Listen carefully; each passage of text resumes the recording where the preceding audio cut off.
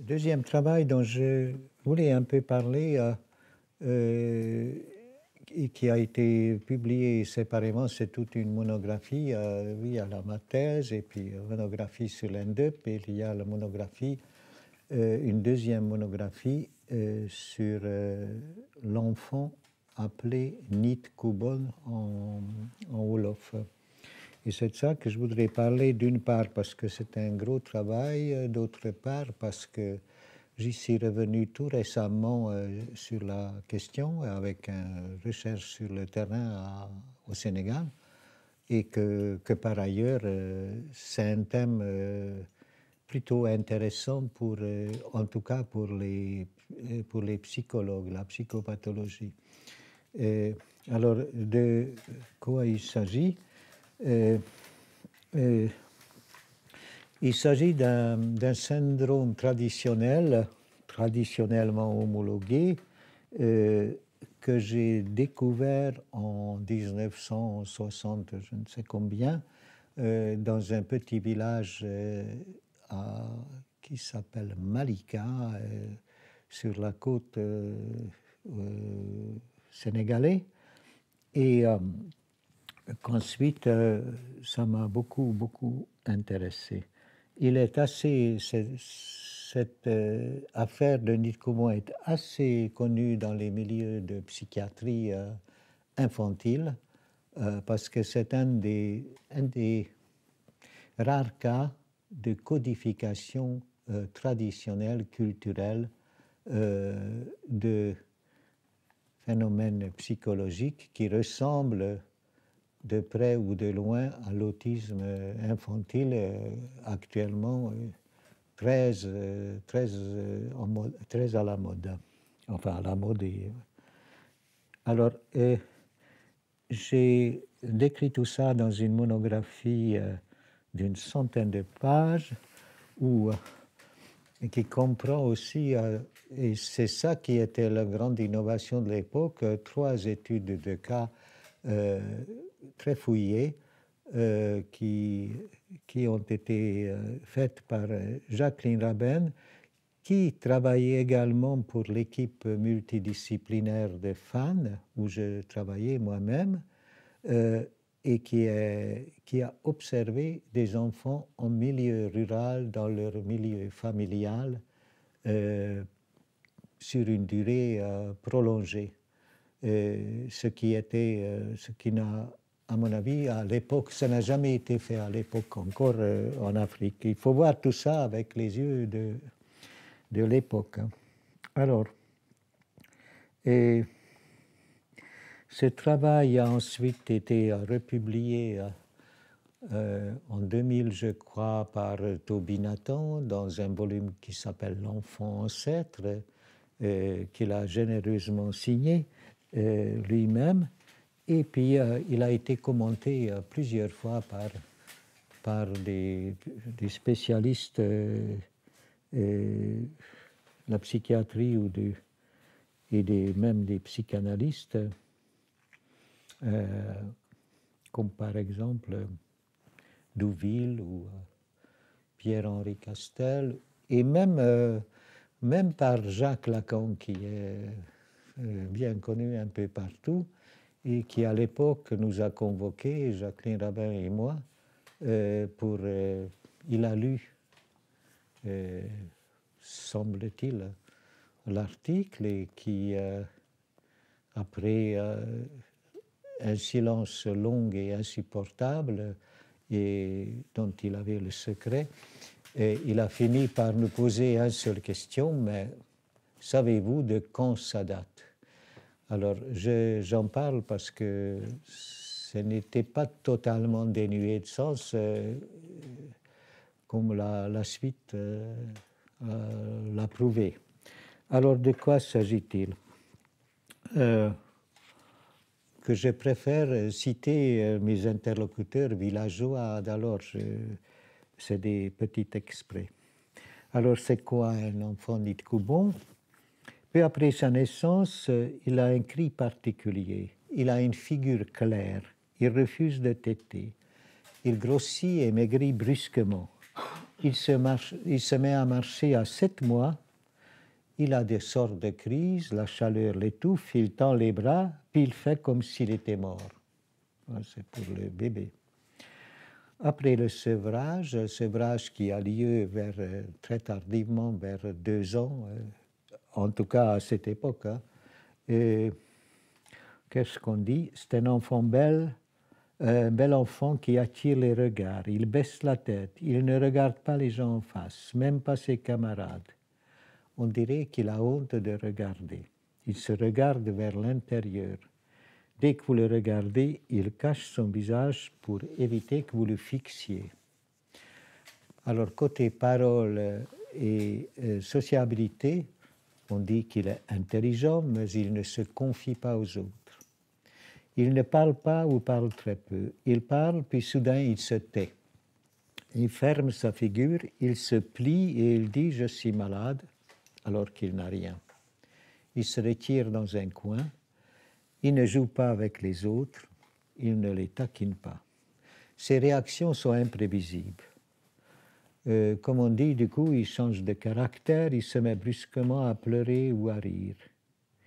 Il fait quelque chose et d'un coup il tombe, puis il se relève comme les personnes qui ont des rames, des esprits ancestraux qui sont possédés. Alors, les signes cardinaux pour reconnaître les Nidkubon sont son caractère réservé, son mutisme et sa sensibilité absolument exacerbée.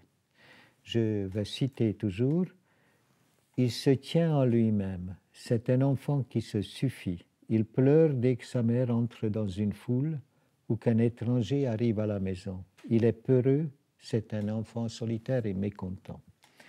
Et surtout, c'est un enfant qui est hypersensible aux situations qu'il ressent hostiles à son égard. Citation. Si on le gronde même très légèrement, il ferme les yeux, il pleure, il se tait, il refuse la nourriture et tombe malade. Toute scène violente, bagarre, dispute, accident, brimade, peut déclencher une véritable crise chez lui, suivie de prostration. Il se met à pleurer et à crier, tombe par terre, il reste immobile. Et on pense, et c'est ça vraiment qui est important dans cette affaire, on pense que ce genre d'épisode risque de prendre à chaque instant une tournure tragique. Au lieu de rester immobile et de pleurer, l'enfant peut mourir sur le champ. Ce motif de suicide de l'enfant revient dans toutes les descriptions. Pour les Wolof, le Nidkubon est un être qui peut décider d'un moment à l'autre de se suicider, n'importe où, n'importe quand. Si la mort n'est pas subite, une maladie grave peut l'achever en quelques jours. Comme on dit ça comme ça en Wolof, la possibilité de partir ou de repartir à chaque moment semble être le motif organisateur de toutes les données relatives à ce type d'enfant. Ce sont des êtres qui, comme on dirait, savent la mort. Alors, appeler tout cela un tableau psychopathologique traditionnel, comme je l'ai fait à l'époque, maintenant me semble une erreur et une illusion de cette époque.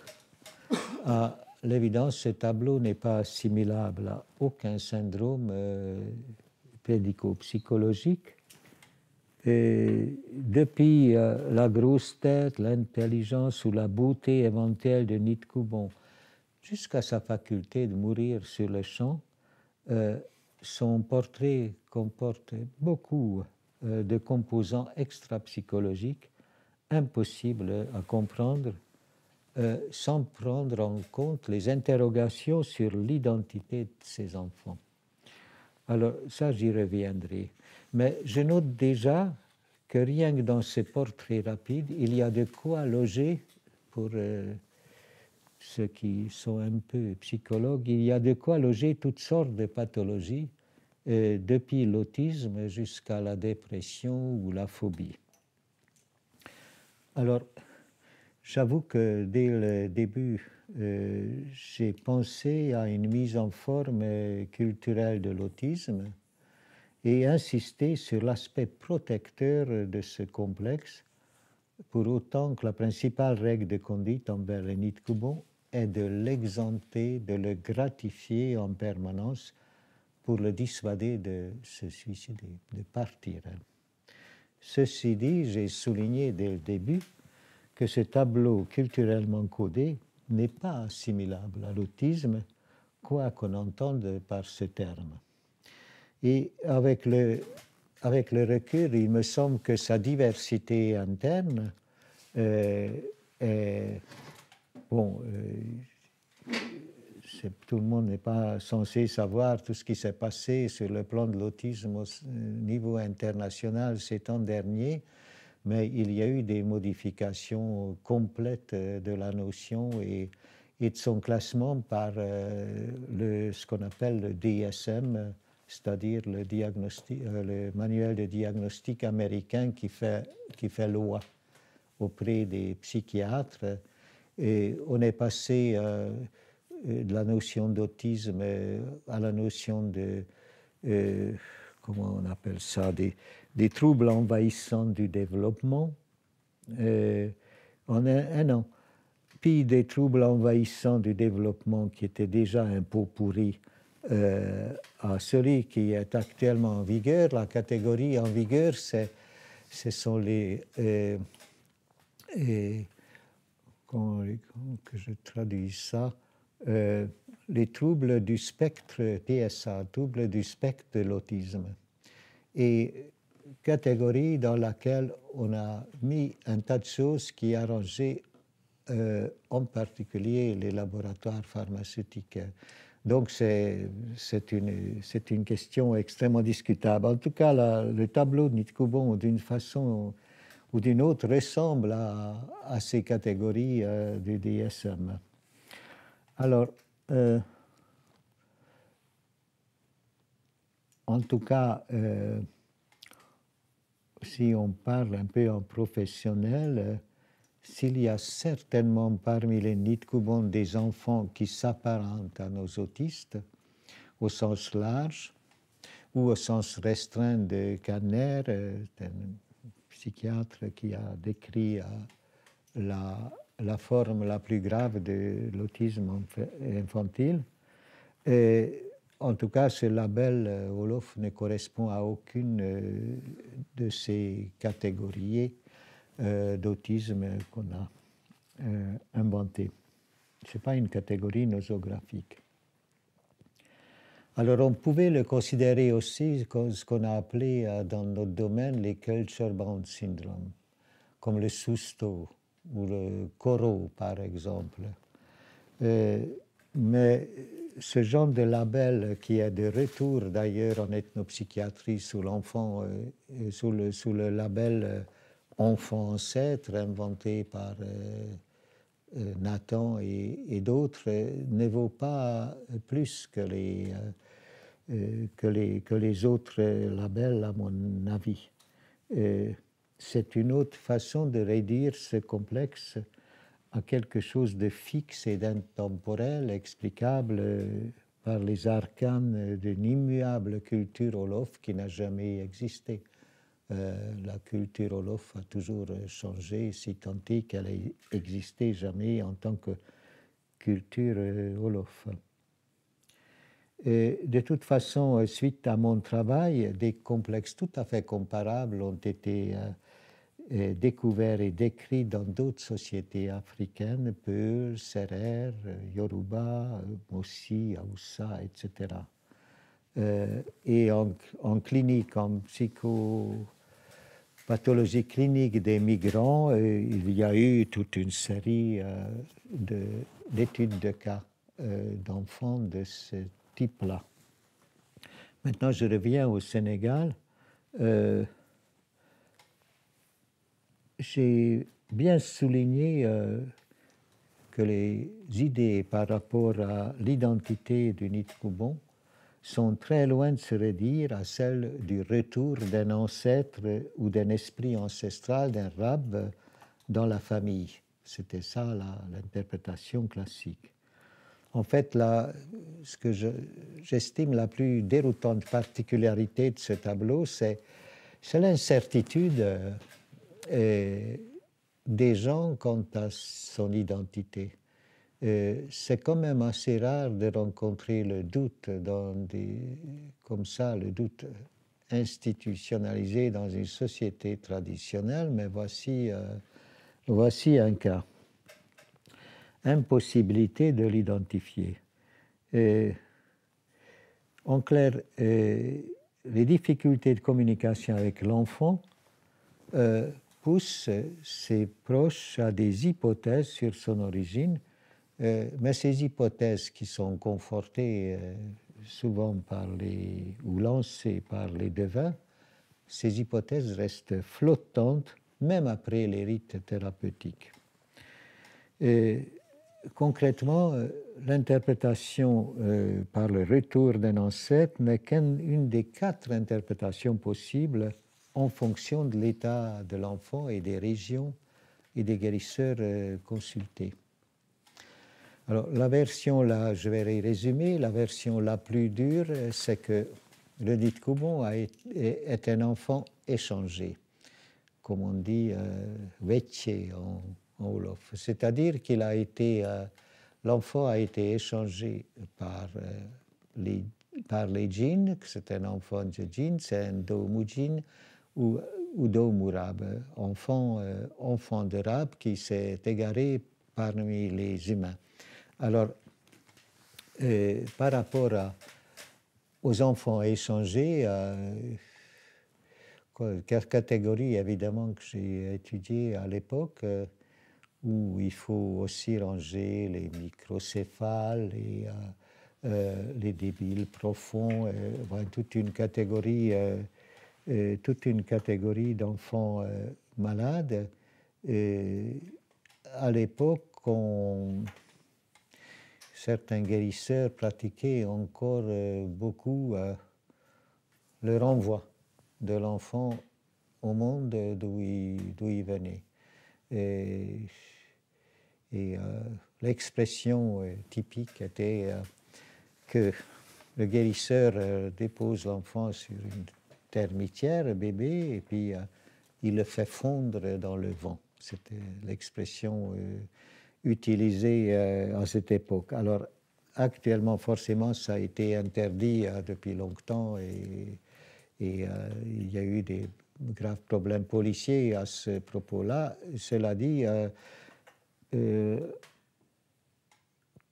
l'an dernier, en décembre, puis début de cette année, là, je suis retourné avec Rika pour revoir un peu ce qui se passait au niveau des Nidkubon, et les guérisseurs que nous avons consultés nous faisaient entendre que oui, ça a été interdit, mais que ça se pratique quand même toujours. Alors, à l'évidence, tous les enfants Nidkubon ne sont pas pris pour des enfants échangés, puisqu'on ne les tue pas, mais au contraire, on fait tout pour les ménager et pour les empêcher de se suicider. Mais parmi les plus handicapés entre eux, certains peuvent entrer dans cette funeste catégorie et faire encore maintenant l'objet de ce qu'on appelle des incantations de renvoi, dont j'ai traduit un certain nombre dans mon texte. Alors, deuxième interprétation qui est la plus courante, à mon avis, c'est que l'enfant Nidkubon serait ou bien un enfant possédé par un rab, ou alors lui-même, il serait un rab qui revient voir si ça vaut le coup de vivre parmi les vivants. Une sorte de tournée d'inspection qui finit généralement assez mal. Et maintenant, il faut un peu s'expliquer là-dessus. En théorie, tout le monde, n'importe qui, toute personne a pour compagnon invisible un rab, un double ancestral qui peut rester inactif ou s'actualiser au cours d'une maladie. C'est ça la conception, c'est dans la conception wolof de la personne. Mais le Nitkubon n'est pas un possédé au sens courant, c'est-à-dire une personne investie par un rab que l'on nommerait et que l'on fixerait dans un hôtel domestique, comme je l'ai dit tout à l'heure. Les crises du Nitkubon ne sont pas des épisodes de possession rituelle. Ça, personne n'a affirmé ça, jamais. Et personne n'a vu, bien sûr, de Nitkubon adresser des sacrifices ou des offrandes à son rab, ou je ne sais pas. Ce qu'on voit chez les possédés souvent, que quand un possédé ordinaire a ce qu'on appelle en wolof le dikan, c'est-à-dire une sorte de nervosité, souvent, même dans la vie quotidienne, s'en va dans son hôtel domestique pour se laver un peu dans l'eau de ses hôtels, pour se calmer. Eh bien, on n'a jamais vu de Nitkubon qui ferait des choses pareilles. En fait, le Nitkubon, ce n'est pas un rab. Le Nitkubon est lui-même, c'est très important, c'est lui-même qui est rituellement fixé. Ordinairement, c'est le rab qu'on fixe dans un hôtel domestique.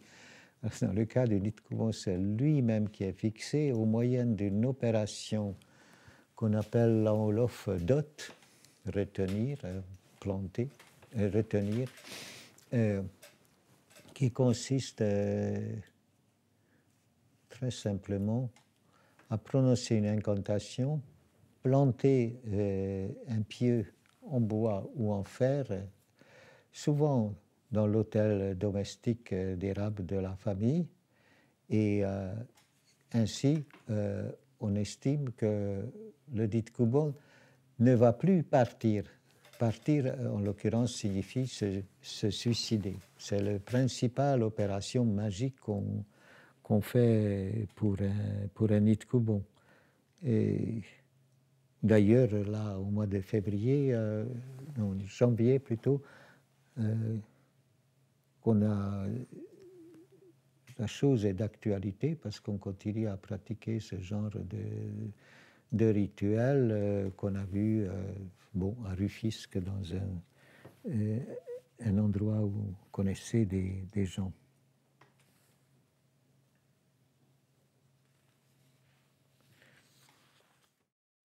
Troisième version quant à l'identité de cet enfant, répandue surtout en milieu sérère, enfin, une autre ethnie du Sénégal, que le Nitkubon serait non pas un rab, un esprit ancestral en souffrance, mais carrément un ancêtre réincarné, que l'on cherche à nommer, de lui donner un nom, au moyen de définir leur identité dans la galerie des ancêtres, au moyen de petits rituels du genre je présente une série d'objets à l'enfant et puis on essaye de déterminer l'identité de l'ancêtre en question au moyen du choix d'objets qu'il fait. Enfin, il y a des choses comme ça. Il faut qu'il trahisse par ses comportements l'identité de l'ancêtre. Alors, dès le départ, les commentaires de ces rites font ressortir les conflits familiaux dont la naissance du Nitkubon peut être la sanction. Du genre, tu ne nourris pas ton père, il meurt et il renaît comme un fils, comme ton fils Nitkubon, qui se venge de toi en mourant.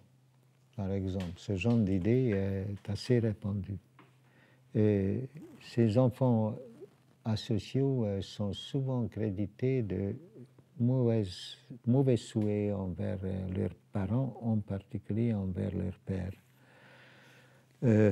En tout cas, ils sont presque toujours entourés, même dans le milieu familial, d'une grande ambivalence. Et c'est cela que je rejoins le dernier volet. J'ai dit qu'il y a 4 interprétations de son identité. Le dernier, c'est que le Nidkubon est en fait ce qu'on appelle en Wolof un Doomu Yaradal, un enfant de Yaradal. Alors, qui est le Yaradal? Yaradal, c'est la femme qui a perdu plusieurs enfants l'un après l'autre. Alors, vous pouvez imaginer, au Sénégal, au temps où j'ai fait cette étude, 65, un enfant, je crois que c'était au moins 2 enfants sur 5 mouraient avant l'âge de 2 ans.